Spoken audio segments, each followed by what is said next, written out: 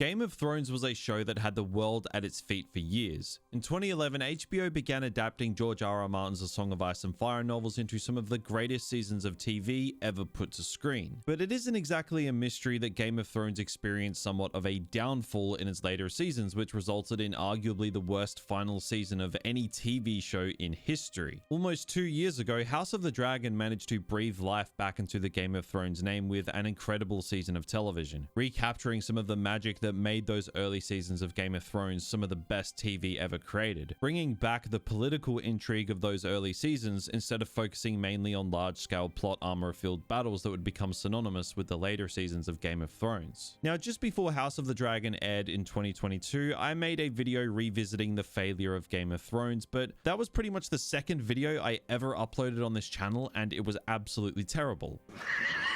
House of the Dragon, since that video, has managed to bring Game of Thrones back in a big way, and season 2 of House of the Dragon has just began its run right now. And it just so happens that it's been 5 years since Game of Thrones ended, so I wanted to take a deep dive retrospective look into Game of Thrones. The good, the bad, and the goddamn awful. As 5 years on from its end, we revisit the downfall of one of the greatest shows ever made.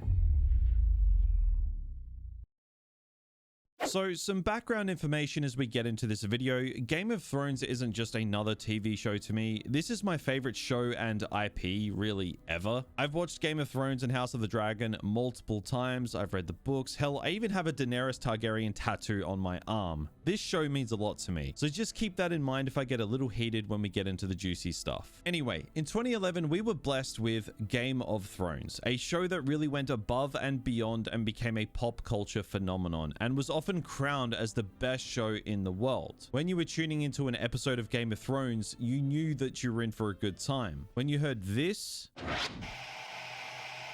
you knew that you were about to sit through 45 minutes to an hour of the best TV you'd ever seen. It was a show about, well, the Game of Thrones in Westeros, with several houses plotting and scheming their way to the throne, each character perfectly placed in the story to serve their purpose. Many of those characters extremely hard to read, allowing backstabbing, plotting, and scheming in a political sense to be the core of the show. And with all this political squabbling between houses taking place, there was a threat in the distance looming over everything beyond the wall, which would ramp up with each individual season. Like, you were just hooked. You were always anticipating what the threat beyond the wall would entail for Westeros. But you stayed and you kept coming back for that political aspect of the show. It balanced fantasy with drama extremely well. Game of Thrones quickly gained a reputation where no character in the show was safe. Anyone could die at any time, regardless of their importance to the story, the actor playing the character. It didn't matter because plot armor in early Game of Thrones days did not exist. If a character was in grave peril, there was a fair chance that they would die. It didn't matter if it was a man, a woman, a child, or even a freaking baby. This show never pulled any punches with the notion that no character is safe, which is something the later seasons dismissed very quickly despite desperate attempts to recreate it. Now, there were and still are many aspects of Game of Thrones that made it the biggest and best show in the world for multiple years. Yeah, you can point to the story, the world building, but for me, what kept me engaged with this show was the characters. The characters of Game of Thrones are some of the best ever created. When I think of my top 5 TV show characters of all time, I think probably 4 of the top 5 come from this show. Those being Tywin Lannister, Jaime Lannister, Tyrion Lannister, and Daenerys Targaryen. Yes, I know some of those characters had their entire arcs assassinated in the later seasons, but we'll get to that later, don't worry. But watching these characters in those early seasons grow and evolve was worth tuning in for in of itself. Seeing Tyrion go from a smart but lust-filled outcast of his family to an essential player in the Game of Thrones was so satisfying. Seeing Jaime go from a despicable piece of shit that gets a little too friendly with his sister to someone who would lay down his life to save people, and as we find out, was someone who did commit an act which saved millions despite the negative stigma his actions branded upon him, which helped flesh out why he was the way he was. The thing is though, there wasn't just a handful of well-written and thought-out characters drawn from the source material. There were literally dozens of them, and the show was cast so incredibly well. Charles Dance as Tywin, Aidan Gillen as Littlefinger, Peter Dinklage as Tyrion. It was just phenomenal phenomenal casting. I still look back on those early days of Game of Thrones, and there is one word that can describe the show almost better than any other, and that word is balance. This show had an absurd amount of characters to balance and weave through its intricate story. You had Daenerys over in the east, the Starks in Winterfell, the heart of the political side of the show in King's Landing, the Wall, the Eyrie, Dragonstone, the Iron Islands, with each location featuring multiple mainline characters. It became apparent to me pretty quickly how well they managed to balance dozens of key characters across such a massive show, and it still impresses me when I rewatch it to this day. A major part of how the early seasons struck this balance was due to the formula in which the episodes were made. We get 5 to 10 minutes in a certain location, and then 5 to 10 minutes somewhere else, and by the episode's end, we've basically caught up with all the characters and progressed their story in some way. There was no filler. Every single episode mattered. Despite spending small amounts of time with each character in each episode, the show was smart in how it threaded everything together. The main King's Landing plot bled into the subplot in Winterfell. It even reached across the sea and connected with Daenerys in Essos, with assassins coming after her at Robert Baratheon's request. So although these characters were split up for the majority of the show, the narrative remained consistent with all of them. Everything was separated but still tied together perfectly. And as the seasons progressed, these stories would overlap and lead to incredible moments. I think back to Baelor in season 1 where Ned Stark died, or the reigns of Castamere, aka the Red Wedding, which I still think might be the best episode of television I've ever seen. What was great about these moments was they were all earned. The show never went for shock value for the sake of it.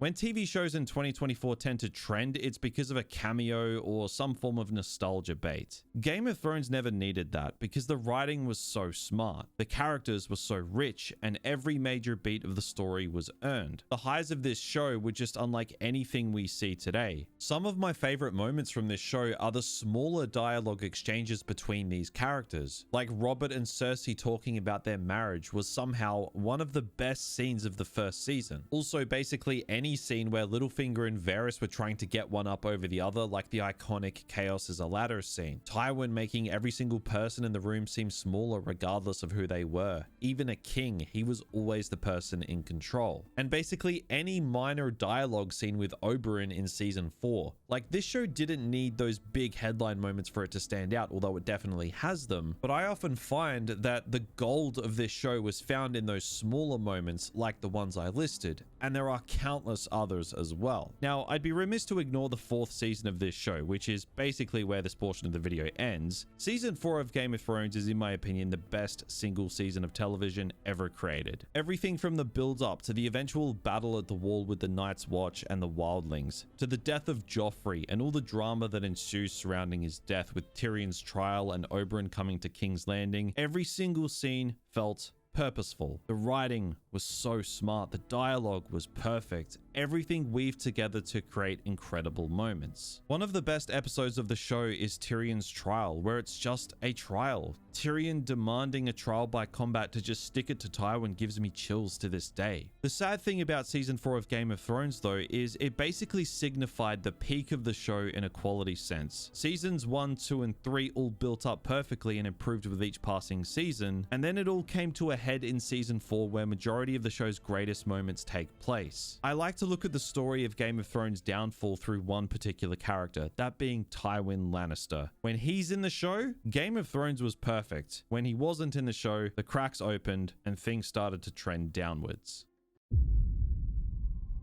The downfall of Game of Thrones is pretty frustrating, it must be said. Frustrating in the sense that it was a small decay over the course of multiple seasons until it really fell off a cliff. Because it's not as if season 4 ended and then the show just became awful. Far from it, in fact. Seasons 5 and 6 of Game of Thrones are still great seasons of television, make no mistake, but by Game of Thrones standards, there was an undeniable drop-off in the writing. Season 5 of Game of Thrones was definitely a noticeable drop-off from the previous 4 seasons though, yet it still had many moments that I would consider to be the best in the show, such as Hardhome, Theon saving Sansa, Cersei's Walk of Atonement, Dany riding Drogon for the first time, and some other moments too. But it became clear that there was evidence of a decline. The King's Landing plot became the worst of all of them with the Faith Militant. The show would often stagnate when we had to listen to the High Sparrow say the same thing over and over again. You also had characters such as Littlefinger starting to make questionable choices that would later result in his death in Season 7. For example, he betrays Sansa and aligns himself with the Boltons, who the North hates, and also don't have Tywin's backing anymore because he's dead. And this is the first domino to fall that leads to his death. Like, it's so dumb. One of, if not the smartest characters in the show's death is rooted in a writing oversight, which is really frustrating. You also had Sir Barristan dying for some reason at the hands of the Sons of the Harpy. This character had so much more to offer, and his death came off as a desperate attempt to keep the whole nobody is safe notion from the earlier seasons and to have some action because action equals good, apparently. It didn't feel like an earned death through the writing. This character needed to stick around for the sake of Daenerys' character. Sir Barristan is the only real link Dany had to Rhaegar and the Mad King. Wouldn't this character be literally ideal to have around when you went for the Mad Queen arc that you rushed in the later seasons? I guess not. Like, what a waste of potential. Even the actor who played Sir Barristan was extremely frustrated by this. Because characters in Game of Thrones don't die for no reason. This was the first time that it really happened. There was also a significant dumbing down of Tyrion, who was once up there as the smartest character in the show. This was the start of what led to Tyrion being just a complete moron in the later seasons. Stannis also just dies this season after hanging around at the wall, not really doing anything. And it's just extremely anticlimactic for such a cool character. Jon also dies in this season, which at face value is actually incredibly ballsy, but he's revived a few episodes later, and for no reason, considering the prince that was promised prophecy was never fulfilled. But we will get to that later, don't you worry. So whilst nothing was season 8 levels of disastrous by Game of Thrones standards, there was a dip in season 5, and season 6 pretty much followed suit, although I'd argue it's a slightly better season than season 5. Season 6 did have some pretty disappointing resolutions to certain subplots as well, such as Arya's time in Braavos. It kind of just came to a whimpering end after some really ridiculous plot armor. And speaking of plot armor, this is where it really started to become a problem in this show. You could argue it started in season 5 when the White Walker throws Jon around instead of just killing him, sure. But Arya getting stabbed multiple times by the waif and being fine was just ridiculous. And then there's the whole Battle of the Bastards plot armor, which has kind of become legendary at this point. It's one of the best episodes of the show, make no mistake, but the plot armor is insane. And the finale episode, The Winds of Winter, has one of the best openings to any episode in the history of the show, with Cersei blowing up the Sept. And finally ridding us of the Faith storyline once and for all. But let's be honest, what made this scene so great was Ramin Djawadi, the composer of the show. No matter how much Game of Thrones declined, this man always cooked, and the music was incredible. So seasons 5 and 6 of Game of Thrones aren't that bad. They've got issues, but are still pretty good TV. Season 7, on the other hand, that's a different story. Season 7 of Game of Thrones is entertaining, sure, but it is one of the dumbest seasons of TV I have ever seen. Previous staples of Game of Thrones were thrown out the window, all in the name of condensing as much as possible into a season with fewer episodes. For the first time in Game of Thrones history, Season 7 didn't stick to the 10 episode per season structure, instead opting for 7 episodes, which is fine, but this season has more major events jammed into it than the past 3 seasons combined. Yet it contains, up until that point, the least amount of episodes we'd seen in a season of this show. Like, just for fun, let's list off the major events that happen in just season 7. Arya destroys House Frey. Dany arrives in Westeros. Jon meets Dany. Jon goes beyond the wall to catch a white. Viserion is killed. Jon and Dany come face to face with Cersei. Euron and his fleet attack Theon and Yara. Joffrey's killer is revealed. The spoils of war. Tyrion and Jaime reunite for the first time since season 4. Uncle Benjen dies. Cersei's pregnant. Jon and Dany shack up.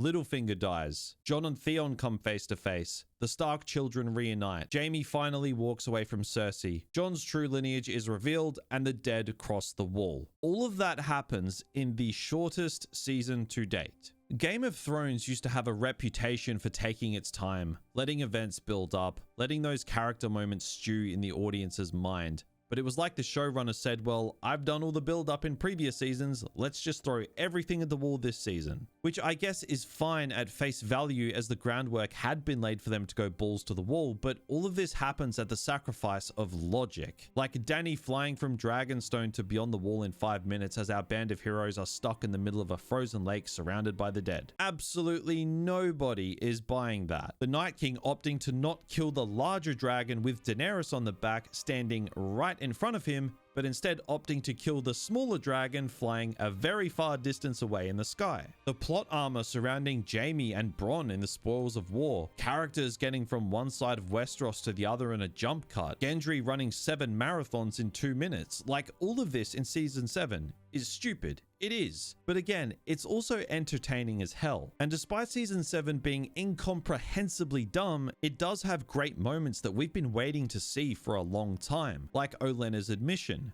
This scene is amazing, 10 out of 10. The dead crossing the wall, amazing. Most of Jon and Dany's interactions, amazing. But at what cost? The cost of something that this show held dear: logic, smart writing, and time. Again, when I watch season 7, do I scoff at the stupidity? Yeah, I am, but I'm also shoving popcorn down my throat because I'm having a good time, because some of the stuff is generally great, but it signifies a massive problem with the stigma surrounding what Game of Thrones actually is. Let me explain. A major contributor to the rise of Game of Thrones is how it wasn't afraid to actually take its time in telling a complex story with rich and vibrant characters, leading to incredible payoff due to the time spent building up said story and characters. These days, as people's attention spans continue to shrink, we often see shows just cutting to the chase because large portions of audiences can't make it through an episode without Subway Surfers playing in the bottom half of their screen. Game of Thrones never cared about that. It knew its audience was mature and it treated its audience as such, at least in the early seasons. This was highlighted to me in the later Game of Thrones seasons and pretty heavily after House of the Dragon came out. Most people loved House of the Dragon and said it was a strong return to the series' roots, with it not being afraid to push the action to the back and let the politics of the show take center stage, which is exactly what Game of Thrones did in its earlier seasons. A true return to form to what made Game of Thrones so great.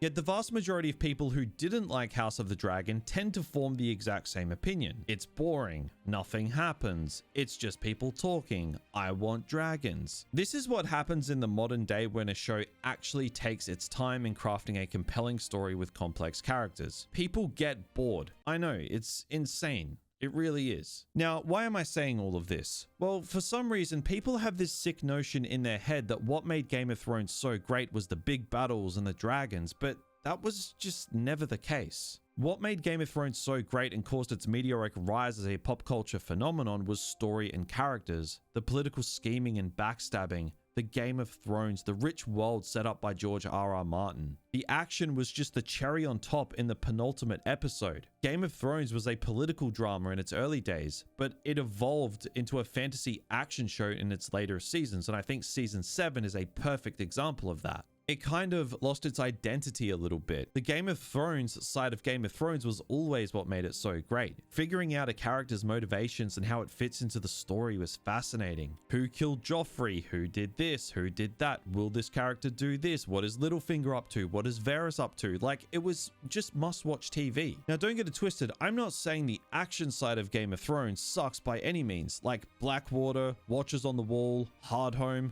Incredible battle sequences and some of my favorite episodes. The point I'm trying to make is, what made this show so great was that political aspect of the show, and it's no coincidence that once that side started to fizzle out, the show started to decline. The show opted for more action and less story in the later seasons, which funnily enough, the actor that played Gendry poked fun of in an interview. Well, that was totally what season 7 was all about, wasn't it? Exactly. Character development? So it's clear that a major part of the downfall of Game of Thrones was the switch from it being a sprawling political drama to an action fantasy show. It comes back to that word I spoke about earlier, balance. Game of Thrones balanced the political aspect of the show with action perfectly, and then the later seasons tipped the scales dramatically in the action direction. And it definitely did the show no favors at all. But let's be honest, the real downfall of Game of Thrones, it came in the final season. So let's just get into it. Season 8 of Game of Thrones, and to be honest, this is probably going to take up the bulk of the video. I am honestly shocked that it has been 5 years since this season aired and Game of Thrones concluded. It's one of the main reasons I wanted to revisit it in this video. Now, I'm going to structure this part of the video going episode by episode because when I spoke about Season 8 a couple of years ago, I kind of skipped over about half the season for some stupid reason. So, Episode 1. Hear me out here. This isn't that bad at all. It's actually fine. Yes, it has some of the issues the previous seasons had, with Tyrion being reduced to making jokes about Varys not having balls, characters doing things because reasons, but things start out relatively fine. The shots of Arya and Sansa seeing a dragon for the first time are great. Theon deciding to go north to fight for the Starks. There are subtle, nice moments like Sansa and Tyrion reminiscing on the last time they saw each other being Joffrey's wedding, because it reminds us when the show was actually really good. But one thing I really don't like about what Season 8 did starts in this episode. Sansa hating Dany. It feels forced to create a divide between Jon and Daenerys. She logically doesn't have a major reason to hate Daenerys straight off the bat given the context of their situation. Sansa says it's because Jon abandoned his crown and bent the knee, and what that means for the North. But in doing so, Jon brought 2 dragons north to fight the undead, as well as the Unsullied and the Dothraki. They literally have 0 chance of winning if he didn't bend the knee. Hell, even though he did, they barely still have a chance. So why is Sansa, a character that's supposed to be smart by this point, so preoccupied with what comes after the upcoming conflict where it's almost certain that they're all going to die? Sansa's inability to grasp common sense and how it lights the fire of this conflict between Jon and Daenerys is so unnecessary. It's Benioff and Wise trying to add fuel to the fire for when Jon's true lineage comes to light, meaning that Daenerys' crown is threatened by him. But more than anything else, this is a drawback of them rushing a Mad Queen arc in one season. They have to create as much conflict as possible with Daenerys this season to try and pull it off. And this was one of the first missteps they took. The conflict between Jon and Dany makes sense here, but Sansa not being able to grasp the situation they're in with the fight against the dead and caring more about titles than common sense is so below the quality you expect from this show and its smarter characters. Now, this episode ends with Sam telling Jon that he's the true heir to the Iron Throne as the child of Rhaegar Targaryen and Lyanna Stark, which is a scene I actually quite like. And although it's revealed to us in earlier seasons, I do like that this scene makes it clear to Jon that Ned Stark was an honorable man, having kept that promise he had to Lyanna to keep Jon safe from Robert Baratheon. This is a rare good scene in Season 8. But moving on to Episode 2. This is kind of the calm before the storm. Much like Episode 1, it doesn't screw up majorly. Most of the episode is delegated to small moments between characters that we've been on this journey with over all these years. Now, for the most part, again, this episode doesn't do a whole lot wrong. It's fine. The Gendry and Arya stuff really wasn't needed at all, but everything else is okay for what it is. Brienne being knighted by Jaime is obviously the best part of the episode and a rare highlight of Season 8. Jaime also arriving in the north and vowing to fight for the living in front of Daenerys, the Mad King's daughter who he famously killed. It feels like a nice completion of his arc, at least for now. There's Jaime also confronting Bran and apologizing for what he did in the show's pilot, which kickstarted everything. Again, nice completion of Jaime's arc, for now. Like, they were actually treating Jaime's character with respect in this episode, and it's basically the last time they do. We also get more conflict between Sansa and Daenerys, but I kind of covered this part already when I spoke about Episode 1. Jon also tells Daenerys who he really is, thus swinging into full motion the conflict between Jon and Dany, which is one of the blocks to fall that leads her to going full Mad Queen. It's a good scene, but I just wish the writing around it wasn't so contrived to help pull off this Mad Queen arc in just one season. And then, of course, the dead arrive in Winterfell. But then we have Episode 3, The Long Night. This is where Season 8 really started to turn into an absolute famous disaster. This was the moment that everyone had been waiting for since the opening scene of the show. All of those seasons of build-up, the ambiguous mystery surrounding the Night King, the dead, all of it building up to this moment. And it's one of the most disappointing episodes of the entire show. Maybe the single most disappointing given the build-up over the entire show's run. This episode is just a mess and a perfect encapsulation of everything that went wrong in the downfall of this show. Plot lines completely abandoned. Logic just non-existent. Jon doing basically nothing. Plot armor. My god, the plot armor.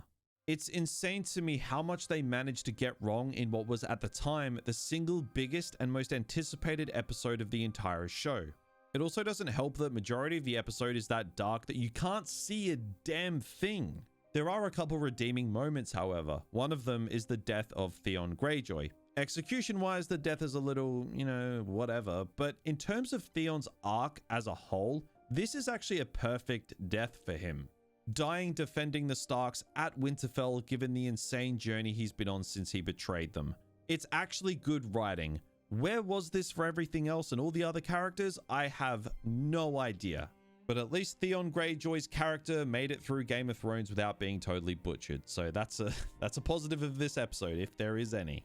The music must also be complimented. The only thing that made the Night King's death even bearable to sit through was Ramin Djawadi's score. Again, no matter how low this show got, this guy just kept on cooking. But let's talk about the Night King. This is the most disappointing end to an antagonist I have ever seen in a movie or a show. The iconic scene in episode 5 at Hardhome where he raises his arms and all the dead with it is one of the most iconic shots in television history. The presence this guy had as a looming threat in this world despite never saying a word was mind-blowing. And this is the end goal for this character. And he just kind of lingers around, looks at Jon, takes 5 minutes to walk up to Bran, and then gets killed by Arya. Like, I still can't wrap my head around how disappointing this is. Like, at worst, the end goal of this episode needed to be Jon killing the Night King. Not just because that's what fans wanted, but that's what you've been building up for multiple seasons. Jon's true lineage, the prince that was promised prophecy, Melisandre bringing him back from the dead for a greater purpose, the shots established between Jon and the Night King over the course of the show. All of that just completely thrown out the window because you wanted to subvert expectations and give Arya something to do. This is the biggest writing fumble I have ever seen in any form of entertainment. Nothing about this makes any sense and is completely unjustifiable. It's not like Jon was really doing anything at this moment either. He was just pinned down behind a rock because that's what all the buildup was for, I guess. Like, are you kidding me? The dagger used to kill the Night King, that makes sense, but the person wielding it makes no sense from a logic standpoint, a writing standpoint, nothing. This moment feels more like a moment of self-sabotage for the writers than anything. There's nothing fulfilling about this at all. And it must also be said, the sheer lack of logic in this episode is just staggering. Like the battle tactics with the Dothraki just charging the enemy head on, our heroes on the front line surviving being literally engulfed by a wave of the dead, Jon surviving being surrounded by hundreds of the dead, the women and children seeking refuge in a crypt when your enemy literally raises people from the dead, subverting expectations for no reason, characters being hugged by whites instead of being killed, like it just doesn't stop. This episode was and still is just insulting to every person who watched a second of this show. But let's move on to episode 4, The Last of the Starks. Because by this point, the season has just completely derailed. We get a funeral sequence burning the Fallen from the Battle of Winterfell. Dany burning Jorah was a nice small moment in an otherwise awful episode. During the celebrations of the battle, it's clear that the show shifts its focus to what lies ahead with Cersei in the south, and you can't help but feel like the season is going by stupidly fast. The battle with the dead should have been a season-long event and then Cersei in another season, and the fact it was all crammed into season 8 is just ridiculous, to be honest. The fact Benioff and Wise refused to spread it out logically and decided to cram everything into one season still is one of the biggest fumbles I have ever seen. Season 8 of Game of Thrones sucks because these two boneheads wanted to hurry up and work on something that never even happened. It just makes me want to Tommen out the window. Anyway, we do get some small character moments such as the Hound and Sansa speaking again, and along with Theon, the Hound is one of the rare few characters that this season didn't ruin, so any scenes with him work for me. We then get more conflict with Dany and Jon. Jon says McQueen and I don't want it about 35 times, which from here on out is about the extent of his dialogue, so rest in peace to one of the best characters in the show, I guess. In this episode, Bran also drops one of the single dumbest lines of the entire show, that as the Three-Eyed Raven, he doesn't want anymore, which contradicts the finale, but we'll get to that later. Bronn also shows up so we can be reminded that Bronn is still around and actually in this season. This scene virtually serves no purpose at all until the last minute of the show, and yet it still doesn't really matter anyway. But the thing this episode does that really annoys me, well, there's a couple things to be honest, but the first of them is when Jon reveals his true identity to Sansa and Arya. This is a massive moment, huge in the context of the season and of the show as a whole and the entire journey we've been on with these characters. And instead of, I don't know, showing us that moment, they decide to cut away so we don't get to see any reaction at all. What the fuck? This pisses me off to no end. Like, what were they thinking, man? Now, most of the main cast then head south for the upcoming conflict in King's Landing, hoping for a swift surrender from Cersei, but along the way, the Iron Fleet ambush them and Rhaegal is killed in one of the most infamous moments of the entire show. 5 minutes before this, when discussing their plans, the Iron Fleet is literally mentioned, and in the writer's own words, Dany kind of forgot about the Iron Fleet and Euron's forces. That was their excuse, so the plot point of Rhaegal being killed can happen with some of the worst writing I have ever seen. This scene establishes that the Scorpions are beyond deadly to dragons, as they nail 3 Scorpion shots in a row whilst Rhaegal is flying, whilst they're also shooting them from a boat. Yes, the writing is awful because of the fact this situation even happened, but keep this in mind for the end of the episode. We then cut back to Winterfell to see the climax of Jaime and Brienne's 6-season-long arc. And Jaime just up and leaves to run back to Cersei now that the fight against the undead is won. This season completed his arc by having him go north to fight for the living, walking away from Cersei once and for all. And then after the battle, he hits it with Brienne and then pieces out and throws his entire arc out the window. He says to Bran in episode 2 of this same season that he's not the person that pushed Bran out the window anymore. And then after fully redeeming himself, he gets post-nut clarity and says he's done bad things for Cersei and she's hateful, so is he. Like, this makes no sense. But we'll get to Jaime again later because they're actually not done with completely destroying this character just yet.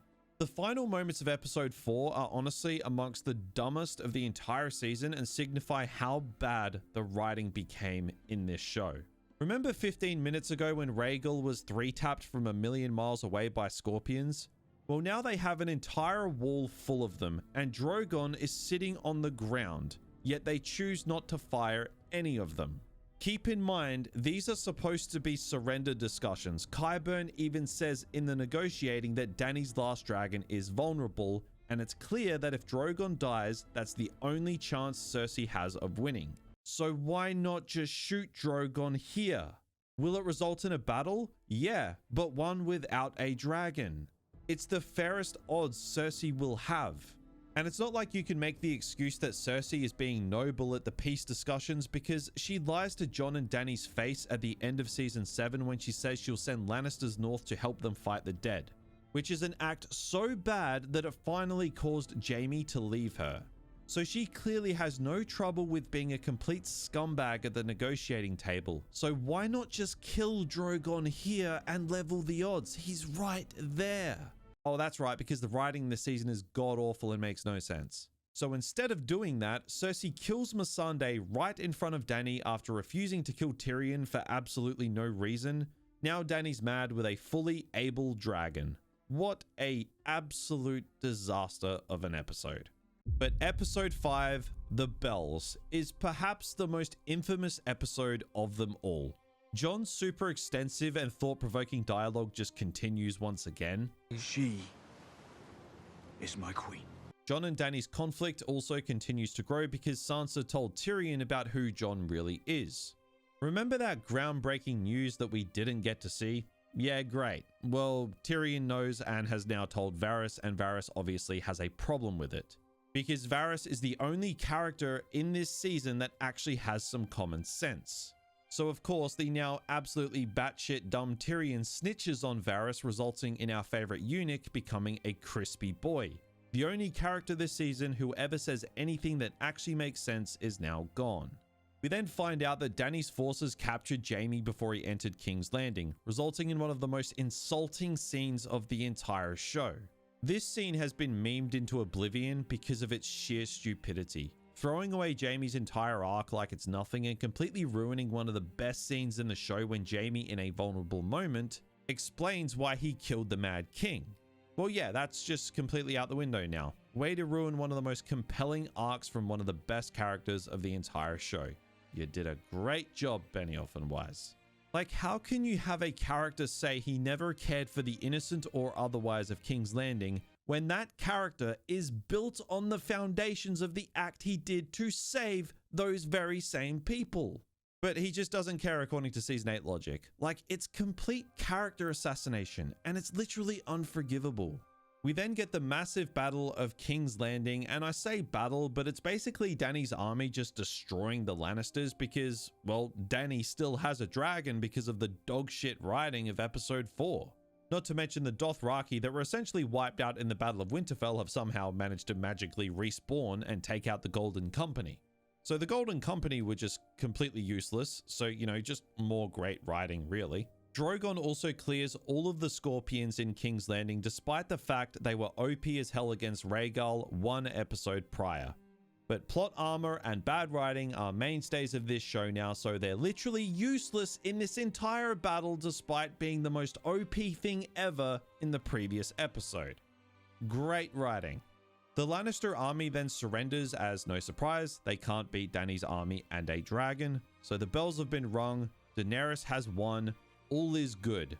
Except it's not, because we have to do the Mad Queen arc whether or not it makes any sense. Despite a victory, Daenerys unexplainedly snaps and burns King's Landing to the ground, leveling the entire city and just about everyone in it. Now, production-wise, this is incredibly impressive, I have to say. The visuals here are amazing, and the VFX artists, they absolutely crushed this. It looks great, but the writing around it is so unforgivable. The Mad Queen arc, I don't hate it. In fact, I think if they actually took their time wrapping up this story across 2 or 3 seasons, it may have actually been possible. But you simply cannot pull an arc this dramatic off in just 5 episodes. You simply cannot justify Dany changing that much in that short of a time frame. There is no logical way you can defend Dany's Mad Queen arc in Season 8. It is simply too rushed.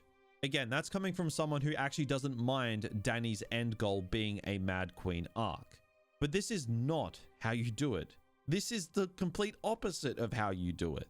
Like, even at face value, there is no reason for Daenerys to snap in this moment. Maybe if they saved Rhaegal's death for this moment, or Missandei's death for an inciting incident to cause Dany to level the city, but there is literally nothing here but victory.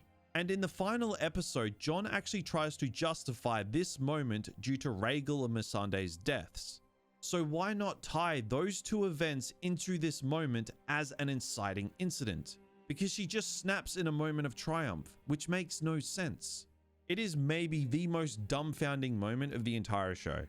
Now, amongst the rubble of King's Landing, we do get Clegane Bowl, which brings the Hound's character to a fitting end. His and the Mountain's conflict started with fire, and it ended with fire. It's a little poetic, and I will say I do like the Hound's final scene with Arya, and Arya calling him Sandor. I always loved these two characters together, and at least their dynamic got treated with some respect.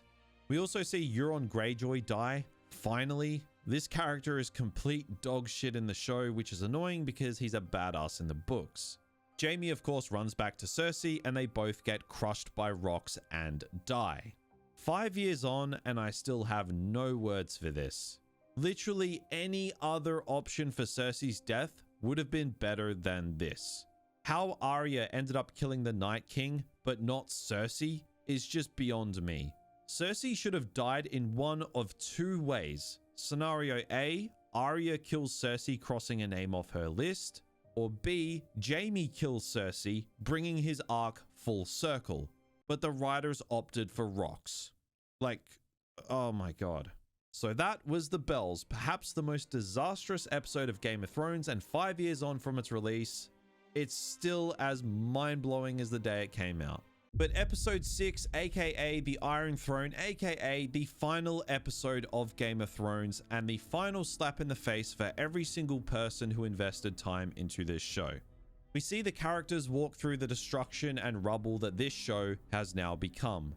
The scene where Tyrion finds Jaime and Cersei buried amongst the rocks is emotional from the standpoint of the time invested with these characters, but is completely overshadowed by how stupid the writing was to get to that point.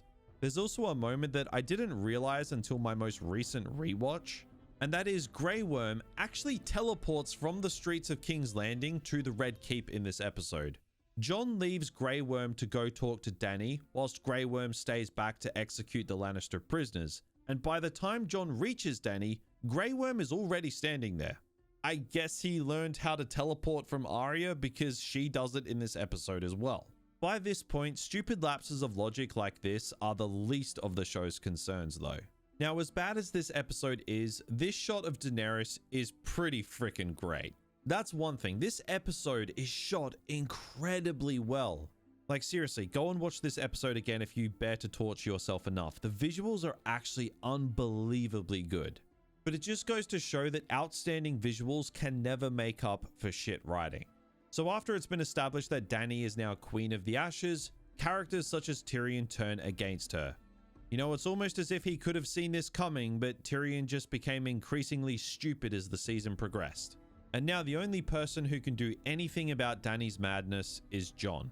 Love being the death of reason is the excuse as to why Jon even has a hard time deciding what he should be doing in this situation, and it's a total cop-out.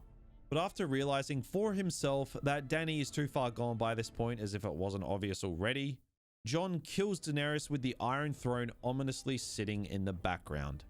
Dany's death alerts Drogon to obviously come and kill Jon for killing his mother, but no, he's a Targaryen and the most plot armor-filled character of the entire show, so Drogon doesn't kill him for reasons, I guess, and instead opts to burn the Iron Throne to the ground because I think he was mad that the power of the throne corrupted his mother.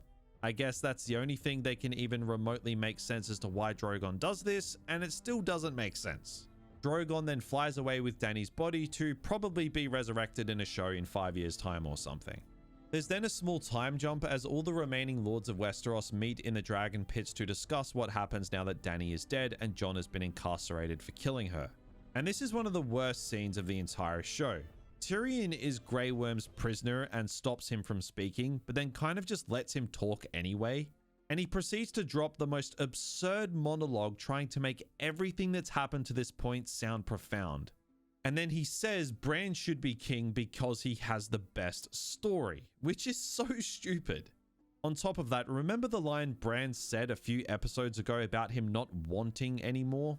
Well, it's made clear in this scene that he did in fact want something, so, you know, more good writing. He wants the throne. It's just like, what? And then we start to wind the episode down. Tyrion is now Hand of the King to spend the rest of his life fixing the mistakes he's made. Arya sets off on a journey to find what's west of Westeros. Sansa is Queen of the North, and Jon is to live out his days at the Wall. And that's the end of Game of Thrones. 5 years on, and this is still mind-blowing that we got to this point. How a show that many would consider to have been the greatest of all time managed to stoop so low and go out with such illogical garbage writing is just insane. Truly a sad decline for an otherwise masterful series. So that was the decline of Game of Thrones revisited 5 years after its conclusion. Despite season 8 being a travesty of storytelling, Game of Thrones is still my favorite show ever. That's how strong the first 4 seasons are, and how much I enjoy some of the moments from the later seasons. Game of Thrones is one of the rare TV shows where you can call it a masterpiece, but you can also call it a disaster at the same time, and not sound like you're insane. It truly is sad to behold the downfall of Game of Thrones.